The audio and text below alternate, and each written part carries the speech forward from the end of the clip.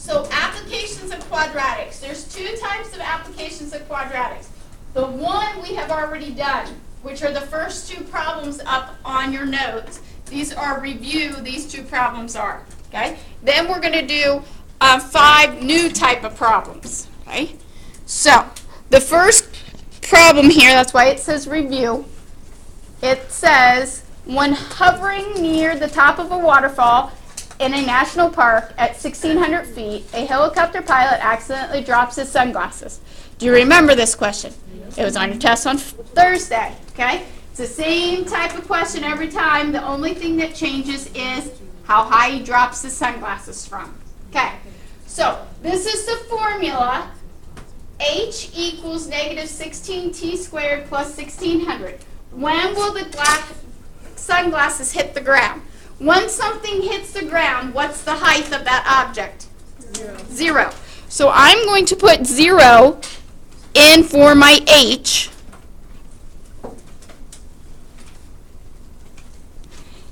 And now I need to solve this. So I'm going to solve this by doing what? Okay, subtract 1,600 to the other side. So I get negative 1,600 equals negative 16t squared. Then what do? Divide by what? Good. Negative 16. Do not forget to take the negative with you. So negative 1,600 divided by negative 16 is 100. So I get 100 equals t squared. Now, how do you get rid of something that's squared? Square root. How many answers do you get when you take the square root? You get 2 answers. How many answers do I want here, but? Only 1, because you need the positive answer because you're talking about time. Time cannot go in reverse. Okay? So what's the square root of 100? 10. So your answer would be 10.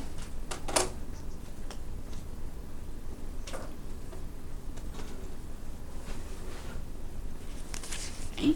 The other type of question that we've seen in the past is the bridge problem, where you have this bridge and it says the height of the bridge shown in the figure is modeled by this equation, where x is the distance in feet from the center of the arch.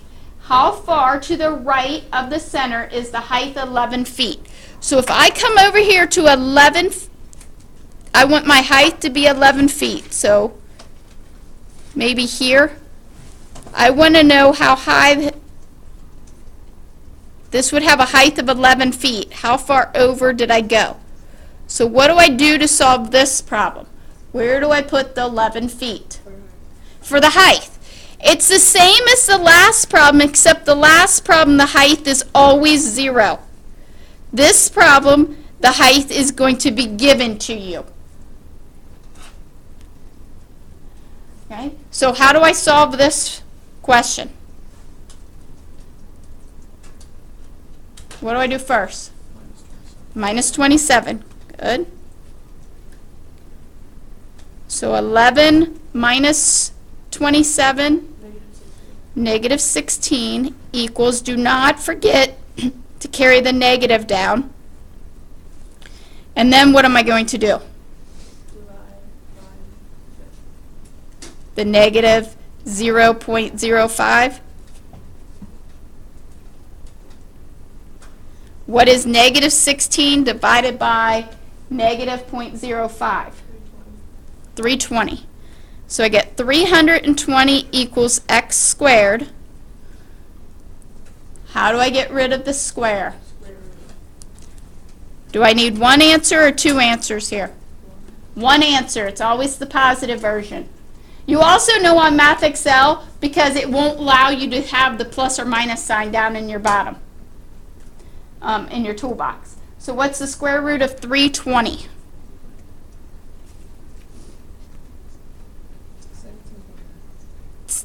2 decimal places, so it's 17.8. What's the next? What's the third decimal place? So it's 8.9 because it's 17.888. The 8 tells you to round up to 9. Okay? 2 decimal places there. If, when you do your test, or when you do your exam here in the near future, and you show all this work, but when you type it in, you typed it in as 17.9 or 17.88, unfortunately, Math Excel is going to mark it wrong. Okay? But again, you guys show this work. You got the correct answer. That's my belief. Okay? You should get your points back.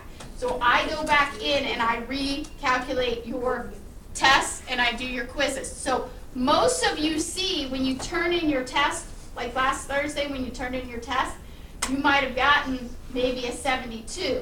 But if you showed some work and I could see it, then you usually gain points and then it increases. So you might have brought that 72 up to a 79 or an 80 or something like that. Just depends on, each problem's worth different amounts. Each problem's worth anywhere from 1 to 6 points.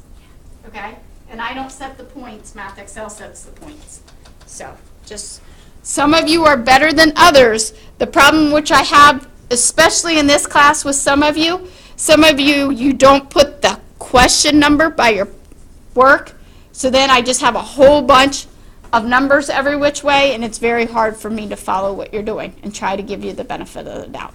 Okay? So try to pay attention to that maybe on this Friday. Okay, so question number 3 here. Okay, so it's like a matching. Graph A, graph B, graph C, graph D. Which one is going to represent the information that's given? So the information says Andrea fires her rocket from a platform 7 feet above the ground. What does that mean? What does that mean? Where's the rocket? Is it on the ground? No, it's 7 feet up. So maybe on your desktop, even though that's not 7 feet up. I mean, it'd be up here. So I'm only 5'5", so it'd be up there. Okay, her rocket reached a maximum height of 232 feet and 3.75 seconds. What is that information giving you? What do we call a maximum height? What do we call that? There's another terminology that we've used for a long time now. What would that maximum be called? A vertex. So this information right here, is going to be your vertex. And then it says, and was in the air for 7.6 seconds. So what happens after 7.6 seconds? Where is it? Where's the rocket? Back on the ground. Okay?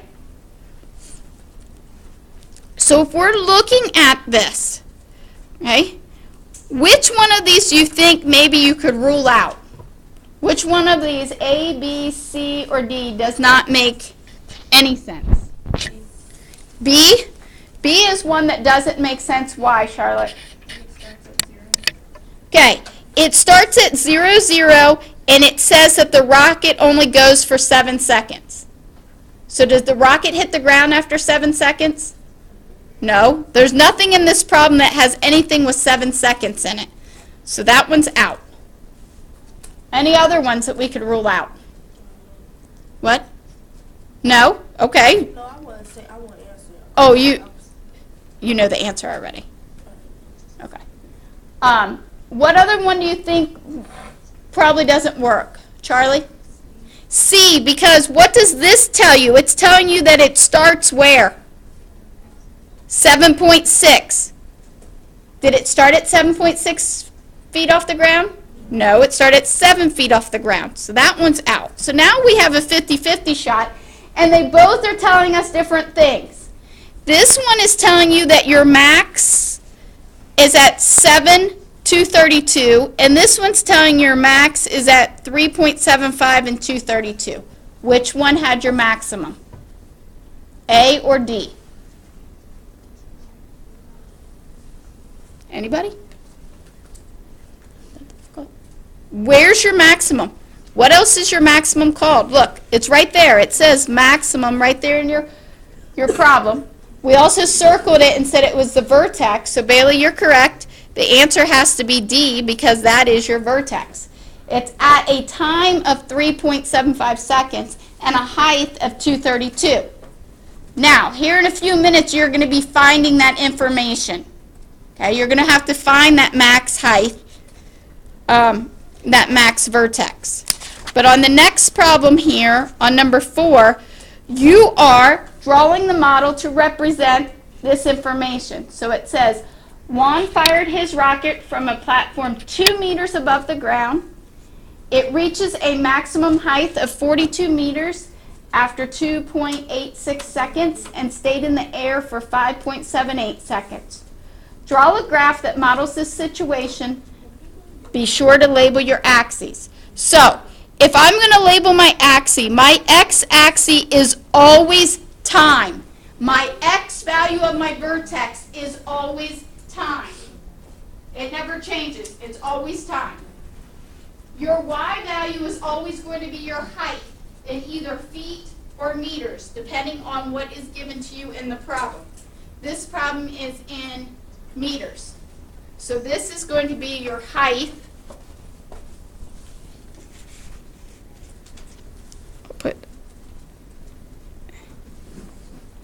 And this is in meters. Now, every one of these, whenever you throw something or a rocket, we're launching this rocket, they're always going to graph as a parabola. Okay? So if we're going to graph this as a parabola, do I start at a height of 0? Where did I start? What's the height that this is starting at? 2 meters. So I'm going to go above it, and I'm going to put my first dot, and if I wanted to, and I'm going to go ahead and do that, I'm going to put that ordered pair, saying that the rocket started 2 meters above the ground. Now, is it a parabola that opens up or opens down? If you think about a rocket and the shape that it's going to go, is it going to go down under the ground and come back up, or is it going to go in the air and come back down? In the air. So it's going to open down. Okay, so we just have to draw a parabola, and then we have to label what goes there. So I need to label this vertex point. I'm going to put vertex. And what is that vertex point going to be? Now be careful that you get them in the right order. What is it? It is 42 meters, but is that your x value or your y value if you're talking about 42 meters? It is. It's your y value because your y-axis is representing meters. So what would be the time of my vertex? 2.8. Good, 2.86. And then this last point here, when did it hit the ground? So how long did it take my rocket before it hit the ground? 5.78. So you should be able to graph those, a sketch of them out. Questions on that? Okay. Okay, moving on to 5, 6, and 7. On the top, you have some space up here, or maybe you have space on top of your paper. We're going to put vertex. And we're going to find our vertex by doing the opposite of B over 2A.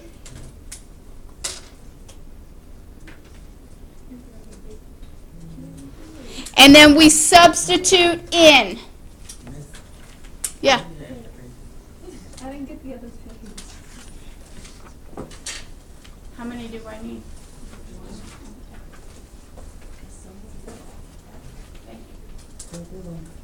Okay. Now, we also need to know that this x value is going to represent time and your y value is going to represent your height. So that when we find this information, we put them in the correct spot. Okay? So the number that you find first will always represent the time the object was in the air. The number that you find second will represent that maximum height that the object reached. How high in the air did it go? Always. Okay? These are very similar. These problems are very similar to the first problem that was on the test last week that some of you struggled with. Okay? So it's the same idea. So if we look at this, it says a toy rocket is launched from the top of a building 400 feet tall with an initial velocity of 800, or initial, where was I at? Initial velocity of 80 feet per second. The height of the rocket, t seconds after the launch, is given by the equation. Okay? So, if I'm looking at this, did you need any information in that top line? No. The only information I need is that equation. Okay? Once I have that equation, I should be able to identify my A, B, and C. Your A is going to be your negative 16, your B will be 80, and your C will be 400. At no point in this problem does any part of this formula, the opposite of B over 2A, use my C value. I use A and B. That's what it says. Okay, so I'm going to go the opposite of B, or say negative B if you want. So this would be negative 80 over 2 times A, which is negative 16. What do I need to do first in order to solve this? Do I just divide? No, I have to multiply first. So 2 times negative 16. Okay, and then what's negative 80 divided by negative 32? 2.5. Okay, now that's time. So that would be seconds, because we're talking about seconds. So I'll just put seconds there, 2.5 seconds. Now, I also need to find my height. So what does it mean to substitute it in? What does that mean? Correct. So I'm going to do negative 16. I'm going to substitute my 2.5 in, so I'll do 2.5 squared plus 80 times 2.5 plus 400. And that is strictly, be careful and type it into your calculator. What does that give you?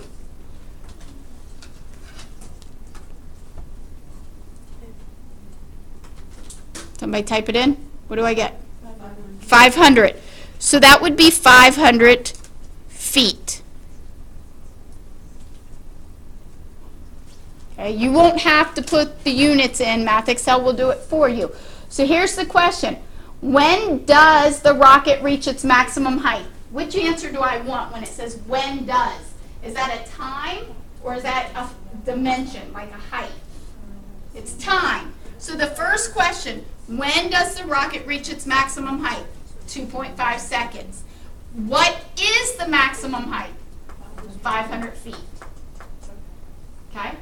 So you'll have to be careful, and I'll tell you right now, Math Excel will put little text boxes. So we'll put a text box there, and you'll have to make sure that you answer the right number in the right text box. Okay, so if I'm looking at question 6, okay, it says, at SeaWorld, there is a dolphin show where the dolphins do tricks to amaze and delight the audience. For one trick, a dolphin jumps out of the water and through a hoop. Is anything that I just said important there? No, it's not. It's just added words for you. Okay? The path the dolphin takes is given by the function, here's the function, where h is the height of the dolphin in feet. Okay? how high does the dolphin jump out of the water? Before I can answer how high, because this is a height, I have to find my time it takes the dolphin to jump out of the water. So I'm going to find my time by looking at my equation. I put my A, B, and C above there. And I'm going to say the opposite of B, so I get -2 divided by 2 times A. Make sure you put that as -0.5. Okay, so if I multiply 2 times -0.5, I get